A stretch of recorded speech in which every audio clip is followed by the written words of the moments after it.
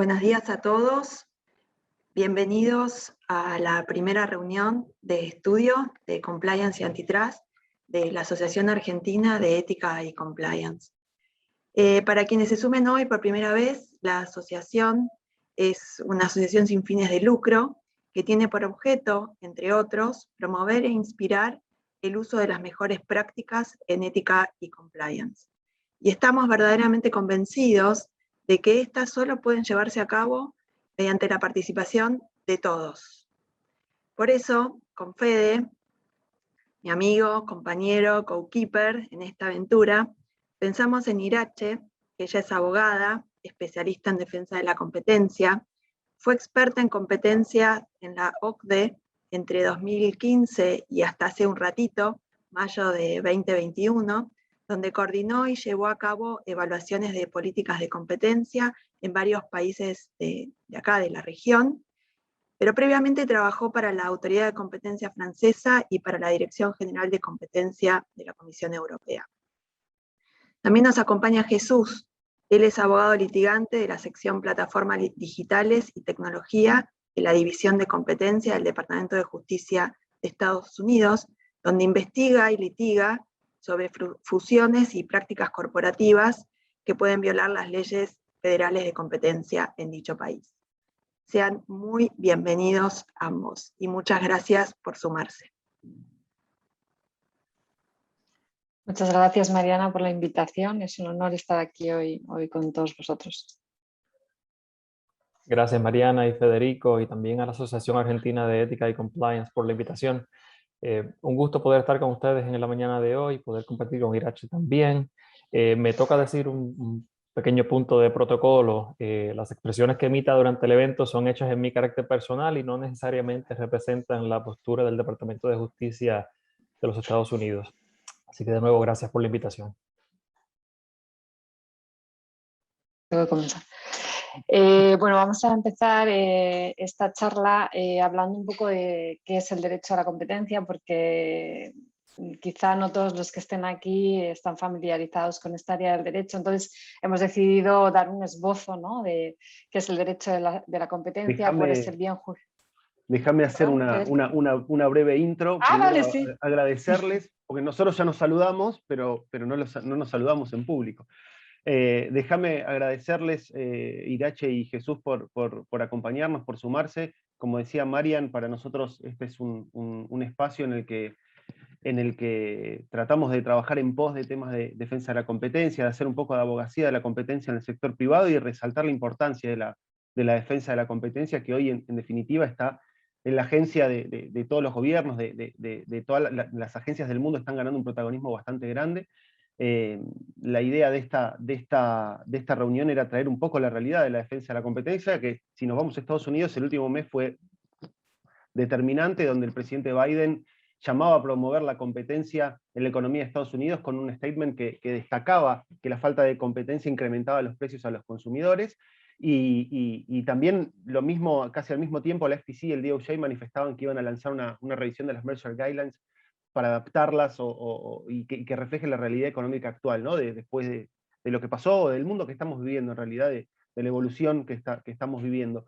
Por su parte, en Europa, Margaret Vestager también al mismo tiempo, eran con 1 o 2 días de diferencia, convocaba a las agencias del mundo a cooperar para regular la competencia entre las empresas tecnológicas, y mencionaba algo muy interesante, que esto de cooperemos entre todas las agencias de competencia, porque no tenemos una agencia de competencia global, lo que sí tenemos es empresas globales, y llamaba a proteger la competencia en el trabajo conjunto de las agencias. Inclusive hacía referencia a esta orden de Biden de promover la competencia, y decía también en el mismo momento, hablaba de lo importante que es la competencia porque influye directamente en la vida de las personas, ¿no? De las personas tenemos que beneficiarnos de la competencia, de una competencia justa.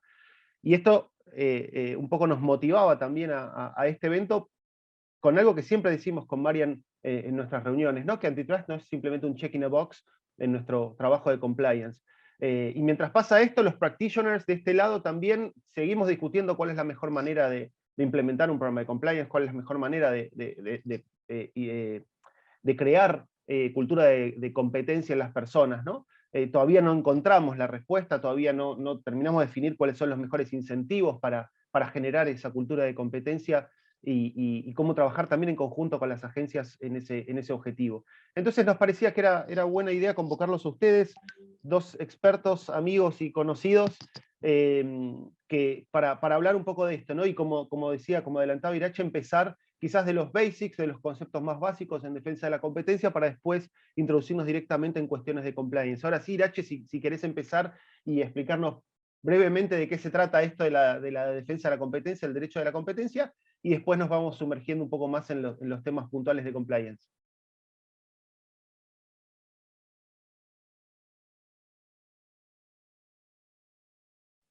Uy, ¿la perdimos, Irache?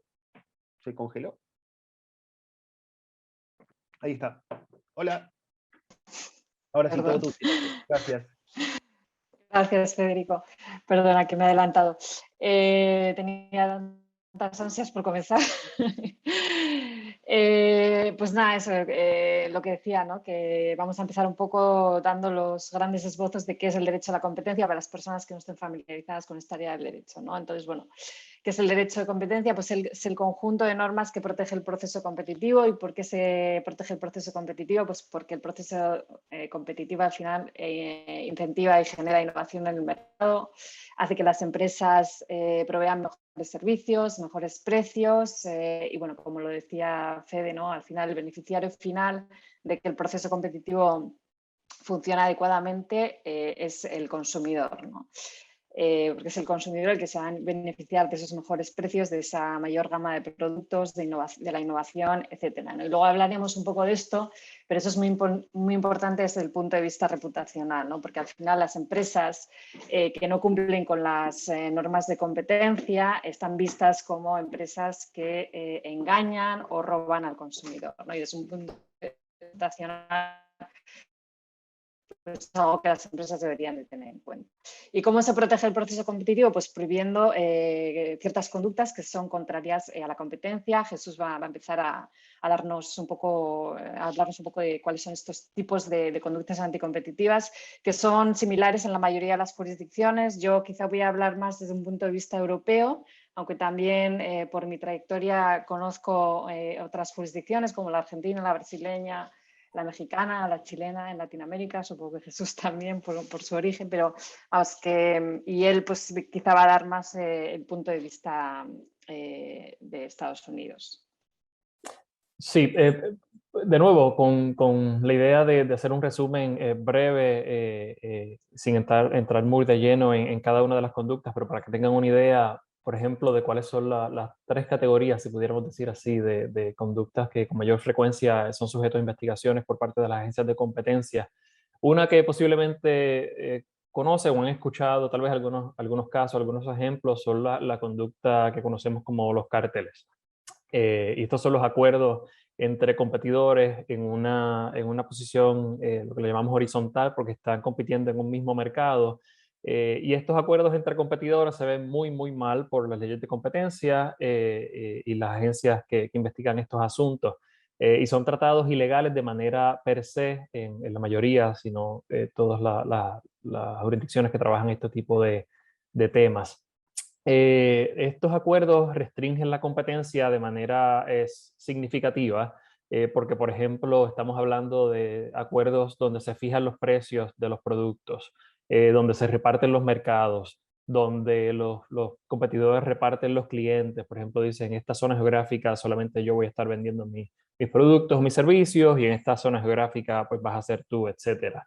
También pueden limitar el nivel de producción. En vez de producir 100 unidades en el mes, producir 50 y 50, por ejemplo. Estos son los cárteles. Y en la mayoría de la mayoría de las autoridades de competencia en el mundo persiguen muy enérgicamente este tipo de infracción y puede dar lugar a que se impongan a las empresas multas significativamente cuantiosas, ¿no? Altas, y en algunos casos, por ejemplo, en el caso de Estados Unidos, incluso también puede haber una pena de prisión, cárcel, para las personas que estuvieran involucradas en el cartel. Incluye no solamente la venta de los productos y los servicios a los consumidores o a clientes, sino que también incluyen acuerdos entre competidores para la compra de productos o la compra de servicios, lo que le llamamos el upstream market, ¿no? Así que puede ser, se ve muy mal no tanto los carteles que trabajan la distribución de los productos, sino también la adquisición del insumo que luego pasa a ser parte del producto final. Y por ejemplo en Estados Unidos, recientemente en los últimos años también se ha establecido con mayor claridad que ese tipo de colusión o cartel también incluye los acuerdos para restringir la movilidad de los empleados. Por ejemplo, hubo unos casos hace unos años que en el Silicon Valley algunas empresas grandes del Big Tech tenían acuerdos para prevenir o prohibir que las empresas se llevaran empleados uno del otro.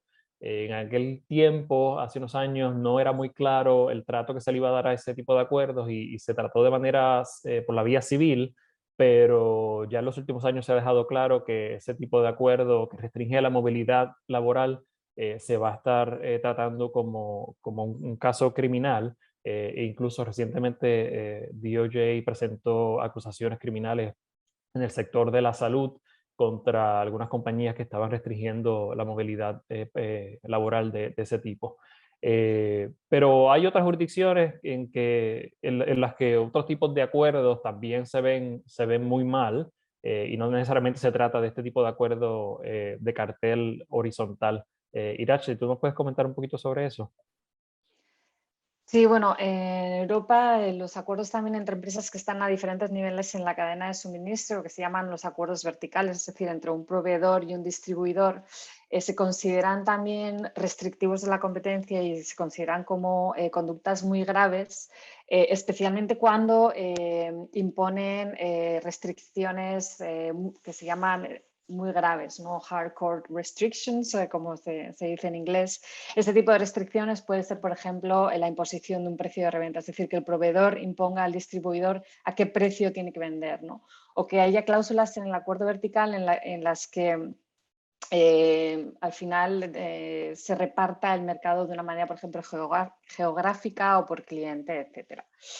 Desde un punto de vista de compliance de competencia, consideramos que este tipo de cárteles que ha explicado Jesús, ¿no? Este tipo de acuerdos horizontales y los acuerdos verticales que yo menciono con este tipo de cláusulas muy restrictivas deberían de ser una prioridad. ¿Por qué? Pues porque son los más graves, los que mayor atención captan por parte de las autoridades de competencia, porque suelen ser una prioridad para la autoridad de competencia al investigar este tipo de actividades. Entonces, bueno, desde un punto de vista de compliance debería también de considerarse una prioridad también por el impacto que pueden tener en la empresa en términos de sanciones pecuniarias, como incluso penas de prisión, ¿no? en algunas jurisdicciones.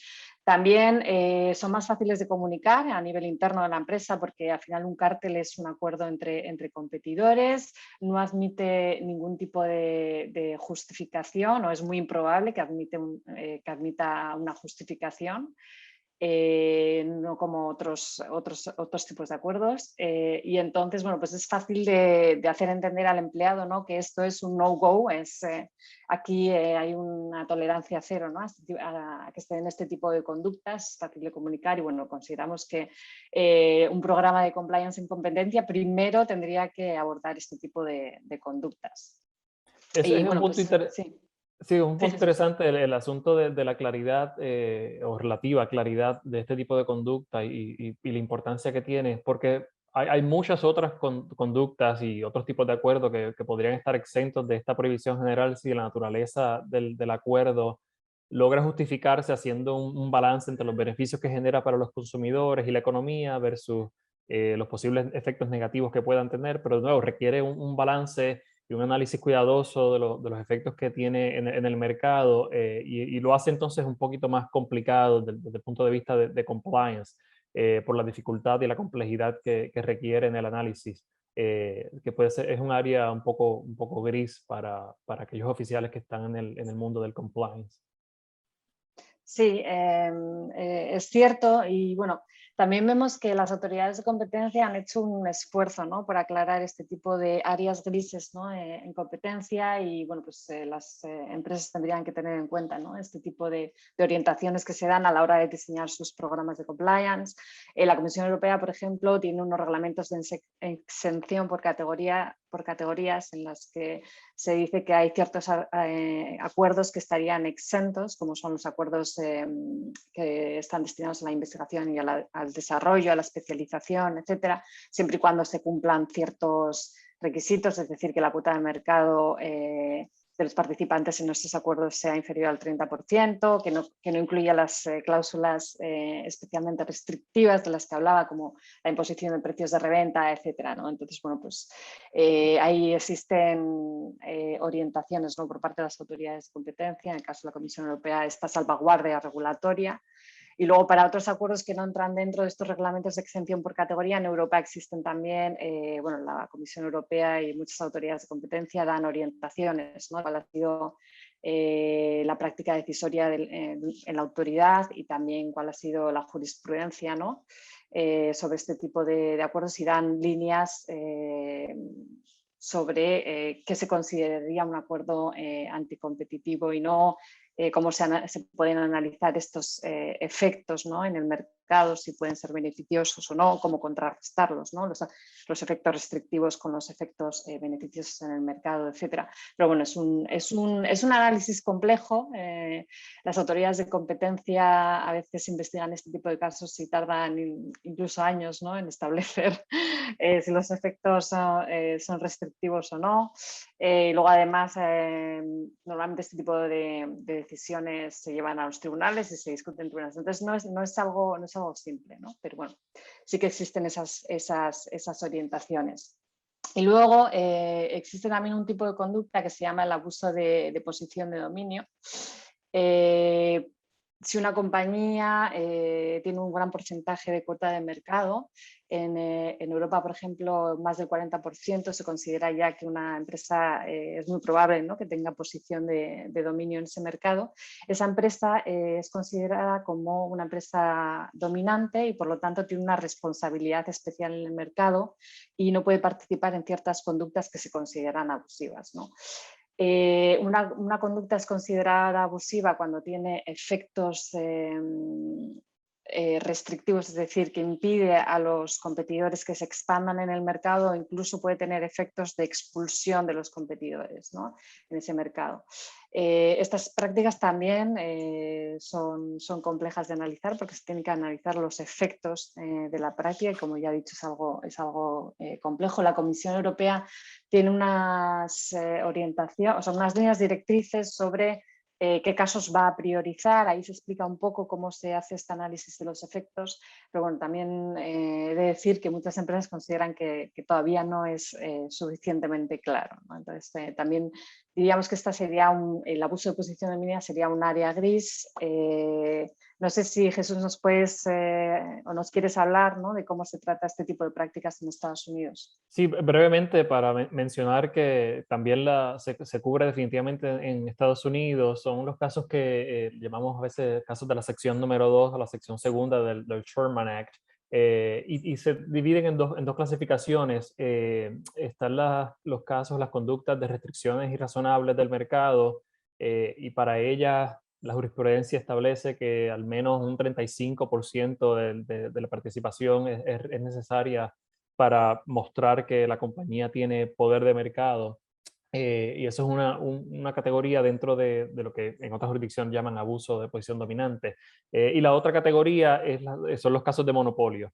Y el análisis es algo similar, pero la gran diferencia es la participación del mercado que se requiere mostrar para probar que en realidad se trata de un monopolio, y la jurisprudencia establece que al menos un 70% del mercado es usualmente requerido para poder establecer que se trata de un monopolio. Sí, luego para dar algunos ejemplos, ¿no?, de conductas abusivas serían, por ejemplo, practicar precios que son artificialmente bajos de manera que se expulsen a los competidores, es decir, los competidores no puedan de ninguna manera competir con ese precio y al final tengan que salir del mercado. O otro ejemplo podría ser negar el acceso a una infraestructura esencial, ¿no? No sé si, Jesús, tú Que nos eso puedes en dar Estados algunos Unidos otros también, ejemplos. sí, también se ven, especialmente en los últimos años, alegaciones para tratar de tener acceso a plataformas digitales que se consideran importantes en algún mercado. También usualmente se da bastante litigio relacionado a contratos de exclusividad, alegando que los contratos de exclusividad de la compañía o la empresa que tiene poder de mercado o monopolio excluye de ese mercado de manera ilegal o anticompetitiva a otros competidores. Ahora, Déjame, sí. sí, dale, Jesús. No, le quería comentar que tal vez para un poquito cerrar la primera parte de la introducción, la tercera categoría de conductas o áreas de mayor importancia en el derecho de la competencia, y también es algo que posiblemente muchos de ustedes han escuchado anteriormente, son las concentraciones económicas, las fusiones y las adquisiciones. Y este tema puede ser especialmente importante para aquellas empresas que tienen personal dedicado a explorar e implementar fusiones y adquisiciones con cierta regularidad con relación al compliance, ¿no? Porque las leyes de competencia también prohíben que dos o más empresas agrupen activos si ello podría tener el probable efecto de reducir sustancialmente la competencia. Y estas concentraciones incluyen fusiones horizontales, que son los competidores en el mismo mercado, pero también puede incluir fusiones verticales, que son firmas que están de alguna manera relacionadas en la cadena de distribución, pero no son competidores directos previo a la fusión. Estas requieren una cuidadosa evaluación de la estructura del mercado, que debe incluir análisis económico de los efectos que pueda tener la fusión. Y aquí la importancia en tema de compliance va a variar dependiendo, por ejemplo, del país en el que del que se esté tratando, especialmente si ese país requiere una notificación previa o no de la fusión. El tamaño de las empresas que están involucradas en este mercado, en la fusión, y cuán seguido las empresas persiguen este tipo de fusiones o adquisiciones. Muchas jurisdicciones proveen guías sobre cómo las agencias de competencia evalúan estas transacciones, así que eso debe ser por lo menos de un poco de ayuda para aquellas empresas que sí se encuentran en este tipo de situación y requieran entonces establecer algunas guías internas sobre cómo se deben ver las fusiones antes de tener que presentarse frente a la agencia. Y esas yo creo que es un buen resumen de las tres áreas de mayor importancia dentro del derecho de la competencia. Sí, sobre todo ahí, déjame hacer un comentario sobre lo que son fusiones y adquisiciones, también en su mayoría se dan a nivel global. Entonces, en general se trabaja en equipo a nivel global y cada agencia tiene sus tiempos, si bien las normas de competencia convergen a nivel global, cada agencia tiene sus particularidades, sus tiempos, su manera de presentar la información, y ahí es un trabajo conjunto que es a nivel global que es muy interesante. Ahora, dicho esto, que ya tocamos las áreas de defensa de la competencia, las herramientas de aplicación del derecho de la competencia, ¿por qué es importante la aplicación de leyes de competencia? ¿Por qué tenemos que convencer a la gente? ¿Por qué le explicamos a la gente que defender la competencia es bueno y que es importante llevar este mensaje en nuestros programas de compliance? Jesús, ¿qué opinas? Mira, muy brevemente, las leyes y la política de competencia presentan muchísimos beneficios para la sociedad, para la economía nacional y también la economía global. Por ejemplo, como mencionábamos al inicio, el beneficio tal vez principal es proteger y beneficiar a los consumidores, incentivando mejor calidad, mejores precios de los productos y los servicios, pero también se fomenta la innovación como la creación de nuevos productos, la creación de modelos de negocio totalmente diferentes que puedan romper los esquemas previamente establecidos por las empresas que estaban en el mercado anteriormente. Y asimismo también se benefician pequeñas y medianas empresas que se lanzan y tratan de formar parte de un mercado con reglas claras y justas que le permitan participar sin ser excluidos por las empresas más grandes. Ahora, es importante también resaltar que las leyes de competencia protegen el proceso competitivo mismo y no necesariamente a los competidores. Y también que una gran empresa, por tener una alta participación en el mercado, sin más, no viola necesariamente las reglas de competencia. Por lo general se requiere algún acto que restrinja la competencia, que unido a la gran participación en el mercado, da paso entonces a una violación de ley. A mí, acá en la audiencia estamos llenos de compliance, o puede que haya gran cantidad de compliance officers, donde cuando hablamos de programas de compliance, todos sabemos muy bien de qué estamos hablando. Pero, ¿qué es un programa de compliance antitrust y cuáles son los beneficios de su implementación? Irache, ¿te animás? Bueno, pues como dices, ¿no? Un programa de compliance antitrust debe cumplir los mismos requisitos que cualquier programa de compliance, solo que está, pues, ahí para asegurarse de que la empresa cumpla con las normas de competencia, ¿no? Entonces, bueno, pues un programa de compliance antitrust tendrá que incluir políticas internas, un código de conducta, mecanismos de control, mecanismos de divulgación, formación, una evaluación de riesgos de manera regular, etcétera. Luego no vale cualquier programa de compliance. Para ser efectivo tiene que cumplir ciertas características, ¿no? De las que vamos a hablar luego un poco después. Quizá lo más importante de un programa de cumplimiento, ya sea en competencia o en cualquier otro área del derecho, es que establezca una cultura empresarial que permee a todos los niveles, ¿no? De la empresa, y que vaya en esa línea, ¿no? de cumplir con las normas de competencia, ¿no? Luego también es muy importante resaltar que no hay un programa de compliance antitrust estrella que sirva para todas las empresas. Cada empresa va a tener que analizar cuál es su contexto, cuáles son sus riesgos y diseñar un programa de compliance, ¿no? Acorde al contexto de la empresa.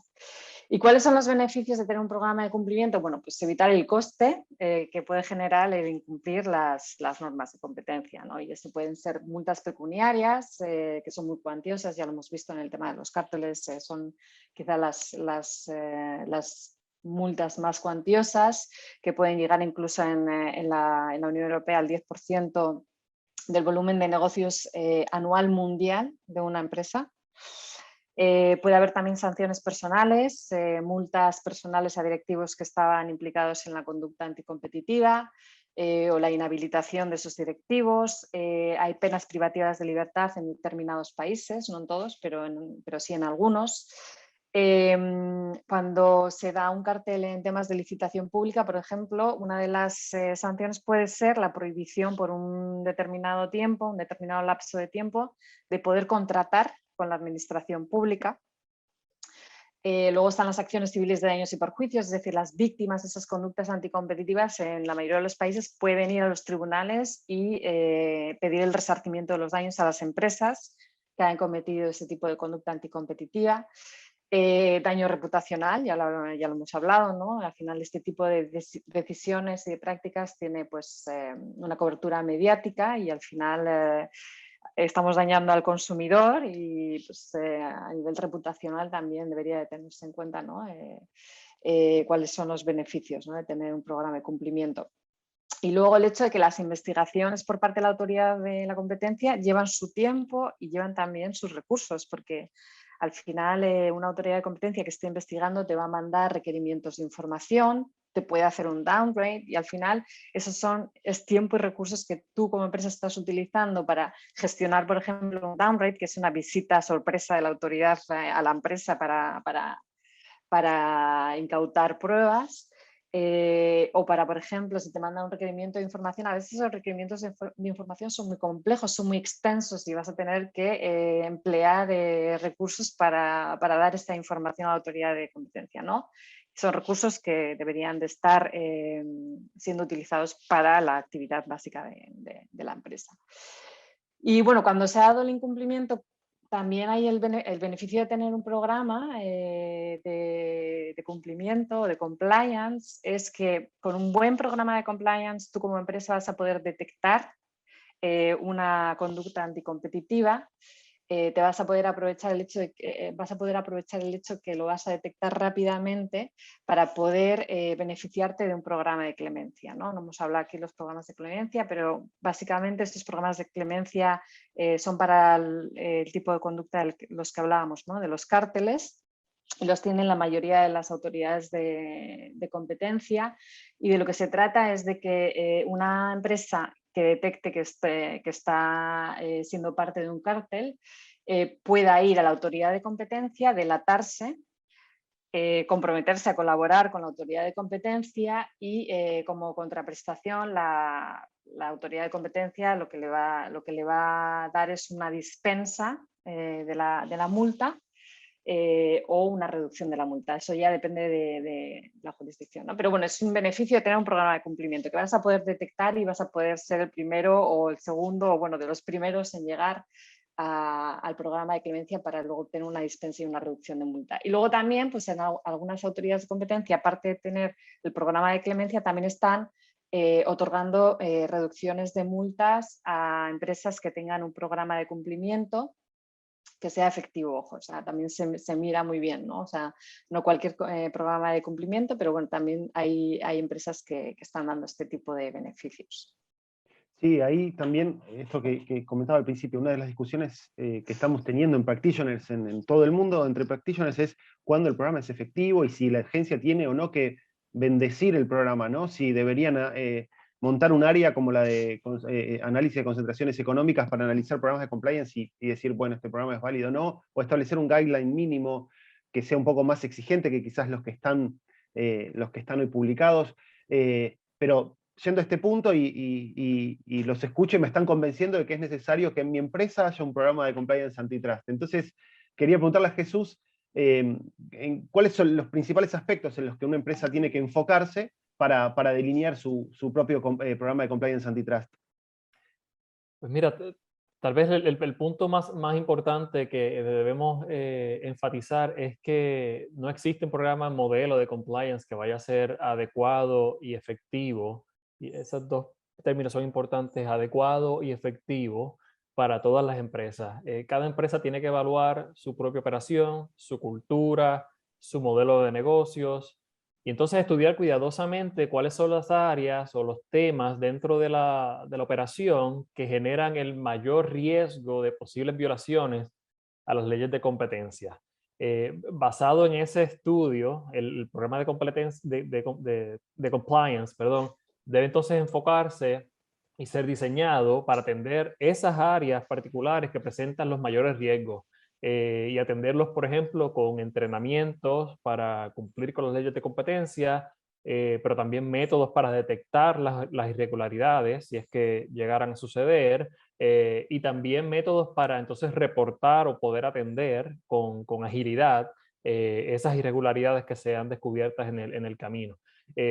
Por ejemplo, si la empresa posee una participación significativa en un mercado, pues podría considerar tener procedimientos para que algunos contratos, como contratos de exclusividad, por ejemplo, sean evaluados por abogados de competencia antes de que sean firmados para verificar que la empresa no excluya a otros competidores de forma indebida, lo que acá le llamamos el foreclosure. De igual manera, si la empresa adquiere activos de otras empresas, el merger and acquisitions, con cierta regularidad, como comentaba antes, pues tal vez sea buena idea establecer procedimientos para que esas adquisiciones siempre sean evaluadas por abogados de competencia antes de que se concreten, ¿no? Antes de que ese acuerdo se firme. Si en la jurisdicción donde están las operaciones existen reglas de competencia absolutas relacionadas al establecimiento de precios, por ejemplo, como lo mencionaba Irache hace un rato, pues tal vez esa debe ser otra área en que la empresa deba enfocarse en temas de compliance. Pero para la mayoría de las empresas, el enfoque principal debe ser, o definitivamente debería comenzar, en las conductas que se clasifican como las ilegales per se, las que le comentaba hace un rato, los cárteles entre los competidores. Estas son las que el Tribunal Supremo de Estados Unidos describe como el mal supremo de las conductas anticompetitivas, y suelen ser las que mayores daños generan y suelen ser las que mayores sanciones conllevan, ¿no? Una vez son descubiertas por las agencias de competencia. Así que en ese sentido, también, por ejemplo, en Estados Unidos, tú como mencionabas antes la realidad del mercado, que muchas de las concentraciones económicas que se evalúan hoy en día son transacciones globales, ¿no? De varias jurisdicciones están involucradas y varias agencias de competencia le echan un vistazo. En el tema de los carteles, esto es un fenómeno que se viene dando hace ya muchos años, posiblemente más de una década. Estados Unidos ha presentado cargos y ha llevado a prisión ejecutivos de Japón y de otras jurisdicciones porque son cárteles que se formaron en otros países, pero los efectos anticompetitivos se sienten en Estados Unidos y las leyes ¿verdad? De Estados Unidos les permite a la agencia echar un brazo a ese tipo de conductas, aunque no se dan estrictamente en el mercado local. Así que es muy importante que las empresas, especialmente si están involucradas en el mercado, mercados internacionales, que muchas lo están, se enfoquen con mayor particularidad en este tipo de conducta. Y en la práctica estamos hablando, esas áreas que decimos que tienen mayor riesgo son las áreas, por ejemplo, donde hay interacciones con otros competidores. Si ustedes saben que en su empresa hay secciones, hay ejecutivos, hay divisiones que tienen con cierta regularidad o no contactos con otras empresas que son sus competidores, ese tipo de comunicación tiene que ser muy cuidadosa, ¿no? Y tienen que tener sistemas y buenos delineamientos sobre lo que se debe o no se debe hacer cuando se está interactuando con competidores. Las personas que están a cargo del mercadeo, del marketing, esas personas posiblemente requieran un entrenamiento en el tema de la competencia para evitar, por ejemplo, que no dividan el mercado en términos de las promociones que van a estar realizando. Las personas que están a cargo de los precios, si ustedes tienen una empresa que la manera en que venden los servicios, los productos, es, por ejemplo, presentando ofertas en procesos de bids, ¿no? Que se requieren varias ofertas al mismo tiempo. Esas son áreas que son particularmente que facilitan el tipo de colusión del que estamos hablando. Así que sí, tienen ese tipo de negocios o en general las personas que estén trabajando con el tema de establecimiento de precios, con la otorgación de descuentos, por ejemplo, todas esas son áreas que presentan riesgos particulares en el área de competencia porque es donde usualmente se generan los cárteles. Igualmente, como le mencionaba, no solamente de downstream, sino también upstream, la adquisición de los insumos y también el reclutamiento de personal son áreas que también se ven hoy en día, que se pueden tratar como cárteles si los competidores se ponen algún tipo de acuerdo que limiten la movilidad laboral, pues esas áreas de recursos humanos donde se lleva a cabo el reclutamiento también posiblemente requieran ser parte de este programa de compliance. Y porque al final, al cabo, son todas áreas en las que o estamos tratando con competidores o son áreas que mantienen y laboran con información competitiva sensitiva, que son las que usualmente generan este tipo de problemas de cárteles. Sí, súper interesante porque además nombraste áreas que en general se piensa que no pueden tener ninguna influencia en cuestiones de defensa de la competencia, como las áreas de reclutamiento, ¿no? Uno ve en el día a día de las empresas que hoy quizás, yo hablo muchas veces por el ejemplo de Argentina, pero hoy quizás en Argentina están completamente descolgadas, por así decir, de un training, de una capacitación en competencia, pues en quién pueden influir, ¿no? Eso es súper importante. Y por otro lado, lo que siempre resaltamos es la aplicación extraterritorial, si se quiere, de las normas de competencia, porque quizás estoy en un país donde el enforcement no es tan grande como esperado, pero igual al hacer negocios desde mi país hasta hacia otros países, por no nombrar un país en particular, está ese riesgo. Pero también saber si siempre un programa es efectivo, ¿no? Cualquier programa, como sea, es efectivo. Irache, ¿qué pensás? No, bueno, ya lo hemos comentado, ¿no?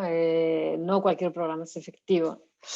Para que sea efectivo, como hemos dicho, tiene que crear cultura de cumplimiento de las normas de competencia, es decir, que la prevención y la detección de las conductas anticompetitivas esté presente en la toma de decisiones de todos los días, ¿no? de esa empresa.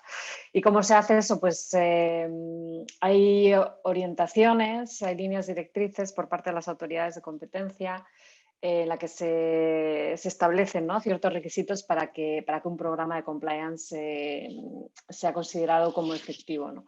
Por citar unas de las más recientes, por ejemplo, es las líneas directrices de la CNMC, que es la Comisión Nacional de Mercados y Competencia, la autoridad de competencia en España, además están en español, o sea que las pueden leer fácilmente en su idioma. Y bueno, ahí se dan unos criterios que la CNMC considera que son los que tiene que tener un programa de cumplimiento para que sean efectivos, ¿no? Y por citar alguno, ¿no? Está la implicación de los órganos de administración, los principales directivos de la empresa en ese programa de cumplimiento. Es decir, y esto se puede verificar muy fácilmente por parte de la autoridad de competencia, ¿no? Decías que quizá la autoridad de competencia tiene que crear un departamento para verificar, ¿no? si los programas son efectivos o no. No lo creo, o sea, se puede verificar fácilmente porque las autoridades de competencia además tienen muchos poderes de investigación y con esos poderes de investigación pueden ver cuáles son las comunicaciones que se están dando internamente dentro de la empresa, cómo se comunica desde arriba hacia abajo, ¿no? ese programa de cumplimiento y cuáles son los mensajes que se están dando. Por ejemplo, si los altos cargos han participado en la conducta anticompetitiva, obvio, no había una implicación, ¿no? por parte de los directivos alto nivel en ese programa de cumplimiento. Otro de los criterios es que la formación sea eficaz. Esto se puede medir en cuánta gente participa en la formación, en cómo es esa formación, si se tiene en cuenta, y esto es importante, yo creo, en los procesos de evaluación de rendimiento de los empleados. Es decir, si se ha cumplido o no, si se ha llevado a cabo o no este tipo de formación. Otra de las características para que un programa sea efectivo es que exista un canal de denuncias que sea eficaz, es decir, que tú puedas acudir a ese canal de denuncias de manera anónima y se te proteja de cualquier tipo de represalia, ¿no? El canal de denuncias, obvio, no va a funcionar si no hay una formación eficaz, es decir, si los empleados no saben qué es una conducta anticompetitiva, nunca te van a ir, ¿no? al canal de denuncias. Y este canal de denuncias puede servir también no solamente para denunciar, sino también para informarse, ¿no? Estoy ante esta situación, me gustaría saber por dónde tirar, porque para mí no es claro si esto es anticompetitivo o no. Y luego, pues también se habla mucho de la necesidad de que la persona responsable del programa de cumplimiento sea independiente y tenga autonomía, es decir, que tenga los recursos suficientes en función, obvio, del tamaño de la empresa, ¿no? y de los riesgos de la empresa, pero que tenga los recursos suficientes para implementar el programa de cumplimiento. Y también uno de los signos, ¿no? de que es independiente es que reporte directamente al órgano de administración. Y bueno, también se identifica como uno de los criterios clave para que un programa sea efectivo la identificación de los riesgos y luego diseñar protocolos o mecanismos de control acorde a esos riesgos, ya lo ha mencionado Jesús también, es decir, establecer un mapa de riesgos en función de la probabilidad de que se dé esa conducta y del impacto de esa conducta en la empresa. Y luego, bueno, pues ver cómo se puede atajar, prevenir, etcétera. Que haya un buen diseño de cómo se van a llevar a cabo las investigaciones internas dentro de la empresa si se detecta alguna conducta anticompetitiva. Que el diseño también, que haya un diseño de un sistema disciplinario que sea transparente para todos, que todo el mundo sepa, ¿no? que si se comete este tipo de conductas, pues habrá una consecuencia, ¿no? que puede ir a una reducción de ingresos, una limitación en la promoción, incluso el despido. Bueno, estos son quizá algunos de los criterios que se tienen en cuenta, ¿no? a la hora de establecer si un programa de cumplimiento es efectivo o no. También me parece importante recalcar que, por ejemplo, el sistema de incentivos dentro de la empresa tiene que también estar alineado con ese programa de cumplimiento, ¿no? No puede ser que te hagas un programa de cumplimiento y luego que tu sistema de incentivos a tus empleados vaya completamente en contra, ¿no? con ese programa. Súper interesante, Irache, y la verdad que se repiten, como bien dijimos al principio, algunas cuestiones con los programas de compliance, pero claramente el antitrust y el poder focalizar en los riesgos me parece que es fundamental. Pero bueno, los tenemos acá, ya nos quedan muy poquitos minutos, así que en breve síntesis, pasa rápido. Le quería preguntar a Jesús cómo funcionan los programas, o sea, ya tenemos el programa, pero cómo funcionan los programas de compliance antitrust en Estados Unidos, y misma pregunta seguida después para Irache, en Europa. Así que rapidito, Jesús, Sí, todo tuyo. bien breve, gracias. En Estados Unidos tenemos una cultura algo ya desarrollada en el tema del enforcement del antitrust, así que la verdad es que hay muchas empresas que han decidido incorporar esta cultura y este tipo de programas en sus operaciones, y en parte porque los riesgos de violar las leyes de competencia en Estados Unidos son relativamente altas, porque tienes el riesgo del public enforcement del Estado, pero también tienes la posibilidad de acciones legales por partes privadas que pueden ir a tratar de recuperar incluso 3 veces la cuantía de los daños que hayan sufrido por tu conducta ilegal. Así que el riesgo es alto, así que hay un incentivo grande de tener este tipo de compliance para prevenir la violación. Y en tema de cómo las agencias, por ejemplo, el DOJ trata este tipo de programas, hasta el 2019 el razonamiento o el beneficio principal que DOJ estaba dispuesta a considerar era básicamente pues que si lograbas identificar la violación, podía beneficiarte del programa de clemencia, en la medida en que fueras el primero en que llegaras a la agencia para reportar la infracción. Pero más allá de eso, no se hacía mucho más. Desde el 2019 para acá, el DOJ modificó su posición y actualmente está dispuesto a considerar los programas de compliance de antitrust que sean efectivos y adecuados durante el proceso de la presentación de cargos criminales, ¿no? Si en realidad se dio el cartel y se está procesando, el DOJ puede tomar en consideración el programa de compliance que estaba que había sido adoptado por la empresa en 2 momentos. En el momento de decidir si se presentan cargos criminales o no, y se podría, por ejemplo, presentar en vez de una acusación, se podría trabajar algún tipo de acuerdo para prevenir o evitar una convicción contra la empresa, así que hay un incentivo grande ahí. Pero también, incluso si hay una convicción, el momento de imponer la sentencia y el juez decidir cuál va a ser la multa o si va a haber algún tipo de imposición de monitoreo, etcétera, contra la empresa en el futuro, en ese momento también se puede tomar en consideración el programa de compliance que estaba presente. E incluso se ha aclarado que algunos casos, no es muy común, pero en algunos casos, incluso el establecimiento de programas de compliance a futuro puede ser tomado en consideración para decidir o por lo menos recomendarle al juez qué tipo de restricciones se le debe imponer a la empresa de cara al futuro.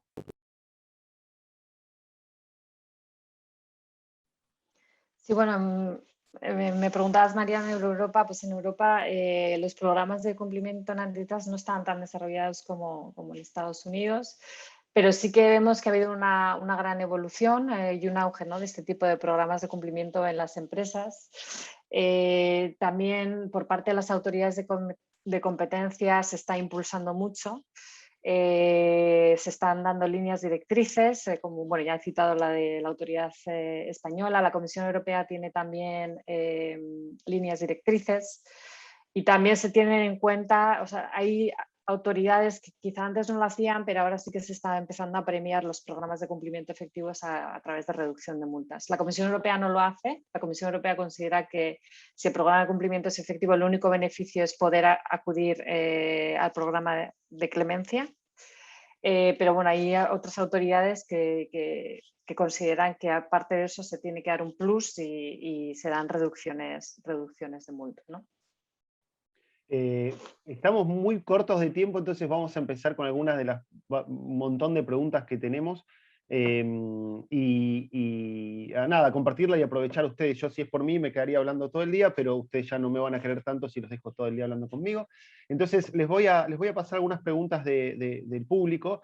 de nuestros asistentes. La primera es, respecto del intercambio de información entre competidores, ¿ustedes recomiendan hacer una política para regular los contactos en cámaras de industria y comercio y para la confección de estadísticas sectoriales? Entiendo que la pregunta apunta el armado de políticas desde la empresa, ¿no? Porque desde las agencias ya existen, inclusive de la Argentina, que publicó una guía en ese sentido en 2018. No sé si Jesús la querés tomar. Brevemente, este tipo de colaboración, bueno, tal vez no colaboración, pero de intercambio de información a veces se da bajo los auspicios de algún tipo de asociación o grupo empresarial que reúne, ¿verdad?, varios competidores. Y yo creo que es una muy buena práctica que existan delineamientos y guías dentro de la propia asociación de lo que se debe y no se debe hacer cuando se está en esos lugares. Y definitivamente eso se debe hacer con el asesoramiento de abogados que se especialicen en el tema de la competencia. Pero también es responsabilidad principal de cada empresa que va a participar de ese tipo de intercambio, tener claro qué puede y qué no puede hacer y qué tipo de información puede y no puede llevar a ese tipo de intercambio. Esto podría ser una presentación completa de lo que se debe y no se debe hacer cuando se está en ese tipo de asociación, pero ciertamente creo que es importante que existan esas guías o esas reglas de lo que se debe y no se debe hacer, proviniendo no solamente de la asociación, sino también de cada uno de los miembros que vaya a estar participando de ese intercambio. No sé, Irache, si querés hacer algún comentario, la verdad que es No, totalmente de acuerdo con lo que ha dicho Jesús. Sí, es clave, nada, seguir los guidelines que sacan las agencias y los do's and don'ts y entrenar a nuestra gente a cómo manejarse en esas reuniones, ¿no? Y en esos intercambios de información. La otra pregunta apunta también a esto a este tema que tocaba Jesús en cuanto a los recursos humanos, ¿no? Y la manda María Fernanda Rubio. Dice, en Argentina, por ejemplo, la especialización en determinadas actividades hace que se ofrezcan profesionales de una empresa a otra competidora, por ejemplo, en el caso de las bodegas, mineras, etc. Y preguntas, María Fernanda, ¿hasta dónde un empleado puede cambiar de empresa sin que se tome como un tema anticompetitivo? Porque además la búsqueda de profesionales en empresas que se dedican a áreas muy particulares piden profesionales con experiencia en el rubro. Es un tema hermoso para desarrollar. No sé quién la quiere tomar de los dos. No sé, quizá, bueno, yo puedo empezar, Jesús, quizá con los casos que tú conoces en Estados Unidos también puedes añadir algo. Sí, ahí yo creo que también la política o sea, el programa de cumplimiento antitrust tendría que tener políticas internas en cuanto a cómo tratar los empleados que vienen de otras empresas, porque también puede tener una implicación en el tema de intercambio de información, es decir, pueden venir con información de la otra empresa que no necesariamente se puede compartir o sea, información que no se puede compartir entre competidores, ¿no? Entonces, sí que creo que debería haber una política interna, ¿no? Sobre este tipo de reclutamiento y tratar de formar, ¿no?, a los empleados que vienen de otras empresas de lo que se puede hablar, de lo que no se puede hablar, etc. No sé si Jesús, ¿quieres añadir algo? Brevemente, hay dos aspectos que hay que tomar en cuenta y no sé por cuál de los dos iba principalmente la pregunta, pero creo que los dos son importantes y tal vez los debemos mencionar. Por un lado está el posible acuerdo entre las dos empresas que son las que reclutan, ¿no?, a los empleados. Y ese es el acuerdo que estábamos mencionando, que se puede tratar como un cártel en la medida en que esas dos empresas o más acuerden limitar la movilidad de los empleados, ¿no? Eso es una conducta ilegal per se. Hay otro tipo de acuerdo que es cuando una empresa limita la movilidad de sus propios empleados o la gente que contrata. Eso ya no se trata de un acuerdo, ¿verdad?, entre competidores, porque es una restricción entre el patrono y el empleado, ¿no? Y se dan, ahí es que están, por ejemplo, los non-competes y acuerdos que limitan qué va a hacer ese empleado en el futuro. Y en Estados Unidos, por ejemplo, se ha comenzado a limitar o tratar de limitar el uso de este tipo de cláusulas porque se prefiere que los empleados tengan la movilidad y la facilidad de buscar nuevos empleos, porque eso genera con la competencia, ¿no? De las empresas tratar de reclutar y atraer nuevo talento. Así que de un lado se trata de limitar el uso de ese tipo de cláusulas laborales que limiten la movilidad de las personas. Pero también se reconoce que hay ocasiones en las que pueden haber razones justificables para limitar ese tipo de movilidad por alguna duración limitada, en parte por lo que comentaba Irache, que esa persona al añadirse a la compañía tiene acceso a información sensitiva, a clientes, etcétera, que si al día siguiente se fuera al competidor directo, pues podría causar problemas de competencia porque está tratando de unos temas muy cercanos, ¿no? Y tal vez ahí sea necesario una limitación de, bueno, no vas a estar con un competidor en los próximos 6 meses, años, etcétera. Así que son dos vertientes diferentes que ambas restringen la competencia, pero por razones totalmente distintas y se miran de manera distinta bajo la lupa del derecho de la competencia. Excelente. Y ahí creo que ya no tenemos mucho tiempo, pero voy a hacer una más que recibimos en las Q&As, que me parece que un poco también sintetiza o sirve para sintetizar un poco todo lo que estuvimos charlando. La pregunta es si para la eficacia de los programas ustedes recomiendan que las capacitaciones sean realizadas por sector, digamos, o por sector o por cada gerencia o por cada unidad de negocio, ¿no? Dividirla en recursos humanos, en ventas con el Estado, relaciones institucionales y la participación de cámaras. Y de ser afirmativa la respuesta, lo que nos consultan es si podría esto afectar el presupuesto de compliance para el área de compliance, y si esto se justifica o no de acuerdo a los riesgos. Me parece buenísima la pregunta porque esto se ve en todos los días en la empresa de no tengo presupuesto, hagamos un training cortito, un training largo. Entonces me parece que estaba buena, así que se la dejo a los dos y ya después cerramos. Sí, yo creo que sí, que se debe de personalizar, digamos, ¿no? El training al área de la empresa, porque no todas las áreas tienen los mismos riesgos, ya lo comentó Jesús, hay determinadas áreas que, por ejemplo, establecen precios y esas áreas pues, son más sensibles, ¿no? Y pueden estar más expuestas a este tipo de conductas. Y bueno, ahí quizá el training tiene que ser un poco más a profundidad, ¿no? Y en los temas que competen a esa área de la empresa, ¿no? Y luego, pues quizá haya áreas que necesitan un training cortito, ¿no? Como decías, ¿no? Y fácil. Y obvio, sí, esto al final va a tener un impacto en el presupuesto, yo creo que ya lo sabemos todos, ¿no? Un buen programa de cumplimiento es una gran inversión, o sea, necesitas recursos, ¿no? Y sí, va a tener un impacto, pero va a ser más efectivo. No sé si Jesús quiere añadir algo. Sí, no, totalmente de acuerdo.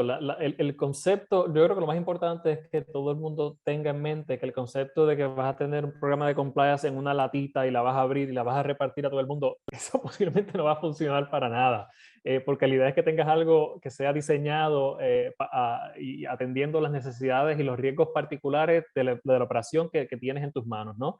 Y para la división o el grupo de personas que estás tratando de atender. Así que sí, unas reglas generales de no compartir precios con competidores, de no de compartir cuáles son las estrategias de negocios del año que viene. Sí, eso se lo puedes decir a todo el mundo, pero si en realidad quieres atender los riesgos mayores de los que estamos hablando, tiene que ser un poquito más específico, más claro, más atendiendo de nuevo los riesgos y las necesidades de ese grupo de personas en particular que está tratando de llevar el mensaje. Y sin duda, pues eso requiere una mayor inversión, tal vez no necesariamente mayores recursos, pero tal vez mayor creatividad. El punto es que tienes que tratar de llegar a llevar un mensaje que sea claro y específico para el grupo de personas que estás tratando de atender.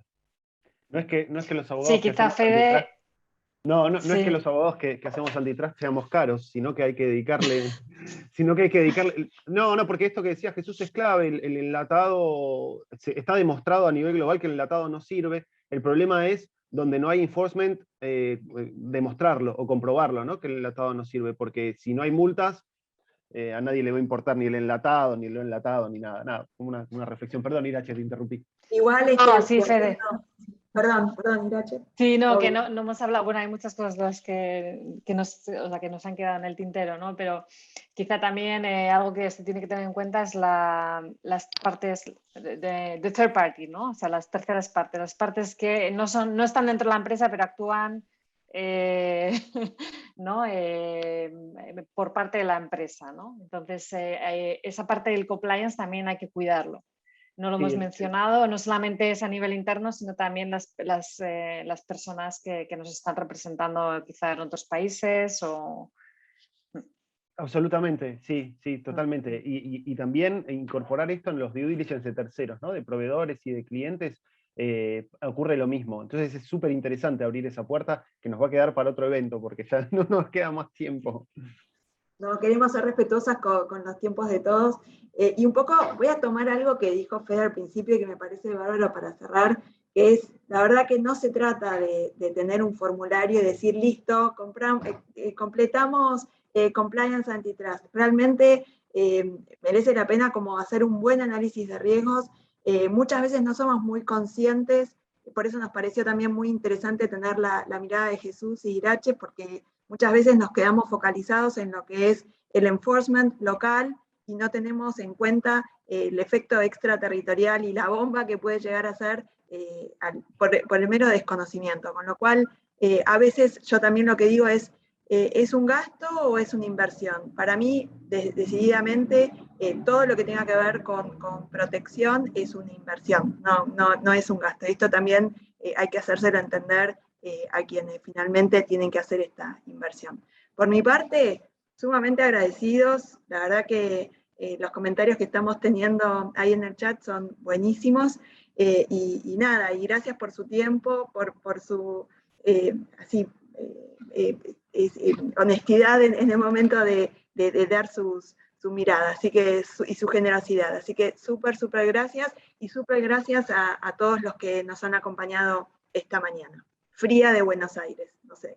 Gracias Jesús, gracias Irache. La verdad estamos teniendo comentarios buenísimos, así que nada, les agradezco muchísimo, los conozco hace tiempo, tuve la suerte de trabajar bastante cerca de Irache mientras estaba en la OCDE y yo en la agencia, lo mismo con Jesús, y para mí es un placer haber compartido este cortito debate, para mi gusto, me hubiese gustado que hubiésemos tenido mucho más tiempo, pero sí es un honor y un placer poder haber contado con ustedes, con toda la experiencia que tienen, así que muchísimas gracias.